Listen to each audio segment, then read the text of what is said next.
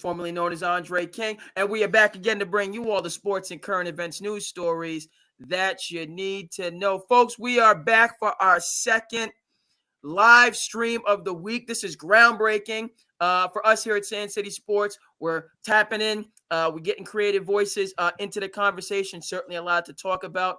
Playing tournament right now this evening. We got to talk about the Jontay Porter situation. Caitlin Clark inking her deals, plural. Okay. And we got some drama here going on in New England and Patriots land. We got some skullduggery going on. Bro, great to see you. Welcome back. What's up, bro? How you doing? I'm doing well. I'm just going over here. The live stream is going well on the YouTube. The Facebook is a little bit behind. Facebook's a little bit behind for some reason. It's connected. Okay, it's not going through. No bother. We'll get that straightened up. Let me just come here. Okay, it's all connect to the streaming. Blah, blah, blah. Okay, but without further ado, we're not gonna worry. We're working through the technical difficulties. The YouTube is up, and we're smoothing that over. Bro, an individual who does not have a smooth journey ahead is Jontay Porter. Most certainly, folks may be aware. You're gonna be aware if you weren't aware. Lifetime ban for Jontay Porter, who was on a two-way contract with the Toronto Raptors, brother of Michael Porter Jr., NBA champion for the Denver Nuggets. He has received a lifetime ban.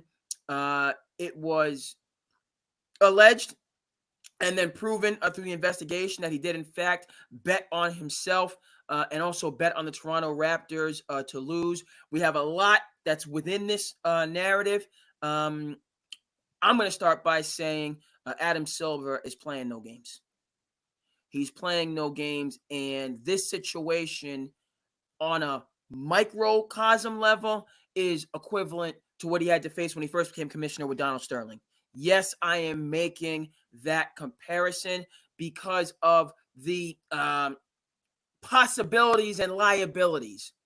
Both of those things together. The Pandora's box is what I'm looking for with gambling and the NBA and professional sports. So he had to take swift, decisive action. He did. There's more where this comes from, but I think he 100% made the right decision. How do you feel about Jontay Porter, the story, and then Adam Silver's decision, bro? I feel the story is wild. Yeah.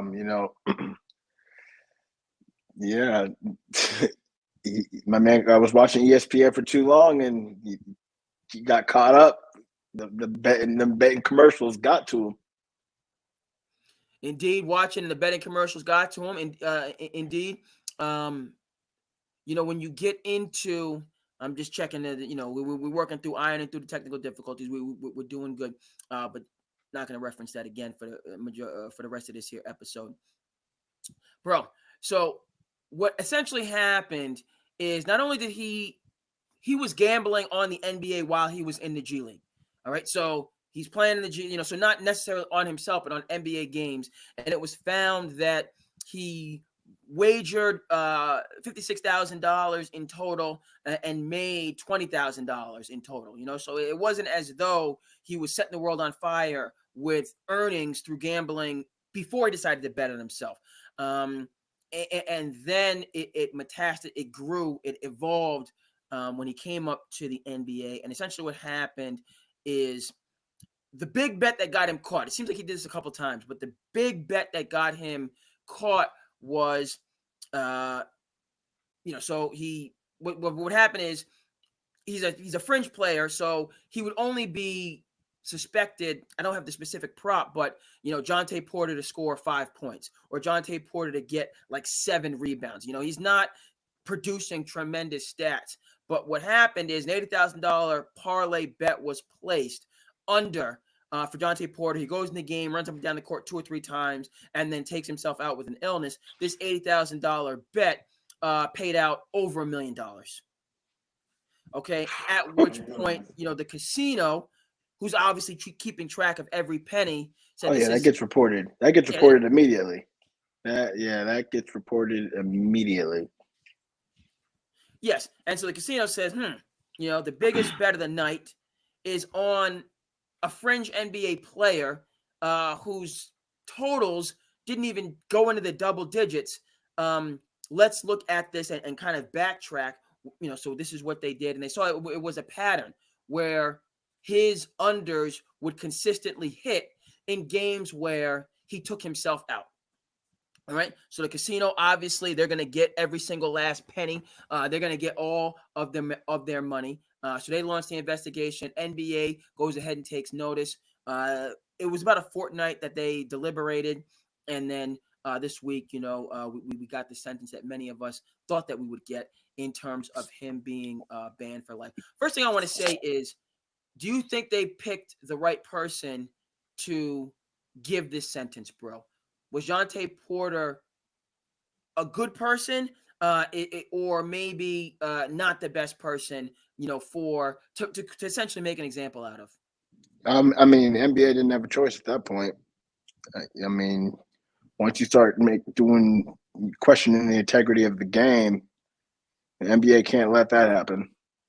Already, you saw what happened with the ref who was fixing game. It was Donahue. Yep, Tim Don. Yep. So any actions or the integrity of the game gets questioned, swift action, banned for life. This would be headlines today, forgotten about tomorrow. Exactly. Get my chair set up. Yep. Okay. Working through, moving and grooving. Exactly. I think Jontay Porter is the perfect individual for the NBA to, make the poster child for what's going to happen to you if you gamble on basketball. And so, as unfortunate, and I don't even know if it's, we'll talk more about, kind of you made your bed and you lie in it. But this is the perfect test case for Adam Silver to say, this is the line in the sand that I'm drawing. It would have been much more difficult for Silver and the league had this been an all-star player, had this been an all-NBA player, had this been an MVP level player, had this been, dare I say, a Shohei Ohtani situation. Okay, that would have been the perfect storm the other direction. Okay, this broke hook, line, and sinker in favor of Adam Silver and the NBA, because who's going to miss Jontay Porter? Who knew Jontay Porter was in the NBA to start with before he got involved in this business? Who knew Michael, he's unknown. He's, pull yourself up by your bootstraps. Now, those storylines are awesome, right? The Pascal Siakams of the world, the Fred VanVleets of the world, right? The guys that go, the Caleb Martins, the people that go undrafted and make, a place for themselves in the NBA. Those storylines are great. And that's what he was essentially trying to do. But before he could even get down the runway, he's only 24 years old. That's another thing. He's only 24 years old. And, his career earnings, he's made over $1 million in earnings in the NBA. And essentially, he threw that all away for bets on his own merit that were like $50,000. And what nobody, this is where I want to go with it next. Bro, Jontay Porter's not the only NBA player that's doing this. I mean, betting now is becoming integrated in everything. So, I mean, the NFL was suspending a few players for betting and gambling on games. So, I mean, it's being integrated in the games. Players are aware of their props and all of that. We're heading into I would say, interesting time in sports when it comes to that aspect. Yeah, right. And so interesting time in sports. This is the tip of the iceberg, bro. This is not the end of the road. We nipped it in the butt. This is the beginning of these leagues and the NBA in particular. It's too the temptation and the opportunity is so close. We're talking about a situation before we even get into, my thinking that, is you got DraftKings and FanDuel and all these betting institutions in the arena. You're out in AZ, and we don't have these things out here in tourist town where, there's a DraftKings like sports bar, or there's a, you can just go, it's like a social event, or social place your bets, watch the games, get a bite to eat, listen to music, talk to your friends. Those type of installations are inside the arena. And so what people have said these professional leagues are making billions of dollars through these relationships. If I'm a player, a millionaire for some players, a thousandaire for others, and I see that everybody is making money hand over fist, these gambling agencies, the leagues, and I'm a fringe individual, I got to get mines. And so, I just, it's something that everyone is, I don't think there was an awareness of it until this situation took place. But, the integrity of the NBA and other sports is up for grabs. And what I'm going to go to you is, what I'm getting at, how many times, is the spread, 7.5 and a team ends up winning by 8 or 7? How many times do we see that across sports where the betting line is exceedingly close to the end result, and you get a push or you lose, because somebody decided to either take a layup at the last second or not take a layup at the last second? That happens, anytime if it's fantasy, if it's gaming, whatever the case may be, like those things happen to make people say that there is a script at times that we see in professional sports. You look at the Super Bowl, the over-under, it goes into overtime. I think the over-under for the Super Bowl was like spot on. And I'll have to go back and post and get that statistic. But, the 49ers went down the field, kicked the field goal. Chiefs went down the field, got a touchdown. It was almost, the line was spot. And so what I'm saying is that this situation, it works out right now for the professional sports leagues. You take a hard stance. You act like you're, kind of firm on this. The individual who gets the penalty is not Pete Rose. He's not, as I said, Shohei Ohtani. But there's still that gray area in terms of what further steps are you taking to make sure that other people aren't doing this. That's what's missing. And it's going to be interesting. Will the NBA come up with baseball-like measures, right? Not just Pete Rose being banned for life and having no opportunity to get in the Hall of Fame, but you talk to baseball people, Mickey Mantle and people of that standing were punished because they were greeting people at casinos. Like borderline infractions in baseball and then I'm going back generations now. But my point is, like, baseball took a very firm, consistent stance against gambling and upheld it. Whereas NBA specifically, I'm not sure what's the next move for Adam Silver to say, how are you tracking it? How are you monitoring it? And how do you even know unless somebody gets greedy? Well, I mean, it is tracked. Every bet is tracked. Just like, it's gonna, a big bet like that is gonna spike the system, and now, a little investigation starts to how they're gonna get paid out. So, I mean, I would say it's hard to not be tracked, especially and win a lot of money, because that just is always investigated. Those are federal institutions. You got to think about that now. Why is gambling now so prevalent everywhere? 100%. So is the lesson here, just don't get greedy and keep it at a certain level? Just don't get greedy. Keep it at a certain level. That's where, DraftKings and all that, they really just keep it friendly. Okay. I just, it's to me, I just think now we're talking about it. I think everybody would prefer that it be swept right back under the rug. So the gambling institutions, and by the way, we're not talking, 1960s and 70s, gambling is bad and let's go after these shady. No, it's a win-win. And that's why the NBA and other leagues have come around on it. And it's interesting, right? You talk about numbers back in the day, in communities of color and how that was outlawed. And then the state got involved. And what do we have now? We have Powerball and everything is wonderful. You're right. So this is not an anti-gambling segment or rant or anything. I think we finally come around and we have the recognition that it increased interests when people have a monetary stake. Now, by the way, how do we keep that in line and so that it doesn't go overboard with individuals? That's another thing that we'll discuss. But it's a part of the sports ecosystem. It need, let's have it out front rather than out, back in the shadows. But you started with this, and I'll come back to you, and then, and by the way, you can jump in at any time.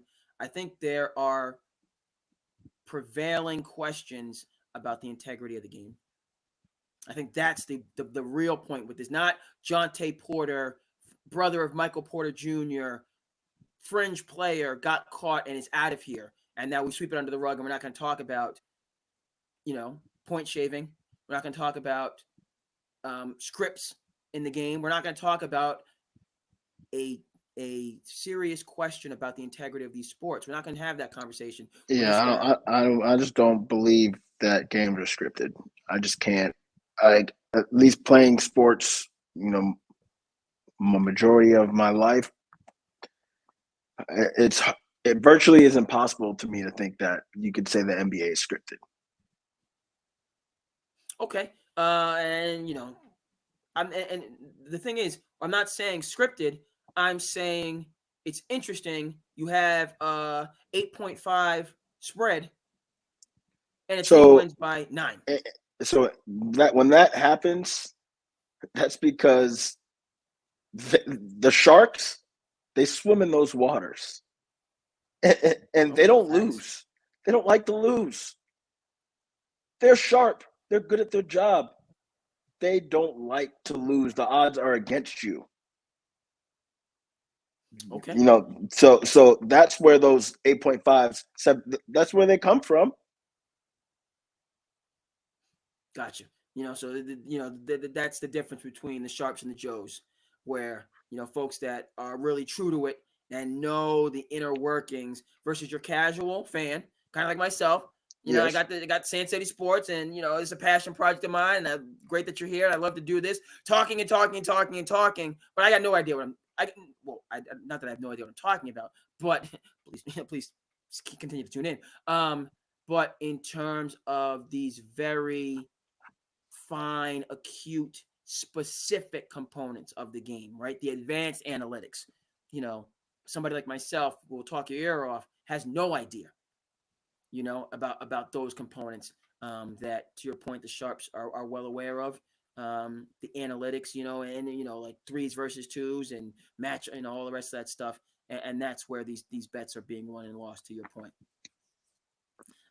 So good, not scripted, it's just a matter of levels. And, there's a reason there's that hierarchy. And, most of us are, well, me specifically, and way down the pyramid. But those folks at the top of that pyramid are tried, true, and thorough. And so Jonte Porter, I think, again, I made a David Stern comparison. I'm not backing out of that take, just based on the role that gambling now has in the NBA and professional sports, and how that is organized, what oversight is in place, how it is controlled, so that it does not tip, the balance and the belief in these games, the integrity of the game, so on and forth. Okay, we're gonna stay with the topic of money and sports, and we're gonna go over to the W.N.B.A. now, where they had the draft earlier this week, which was tremendous. Stars shining bright. Talked about it on the last live stream, but we're gonna get into the financials. Where Caitlin Clark, number 1 overall pick, Jonte Porter was making about $350,000 as a fringe player for the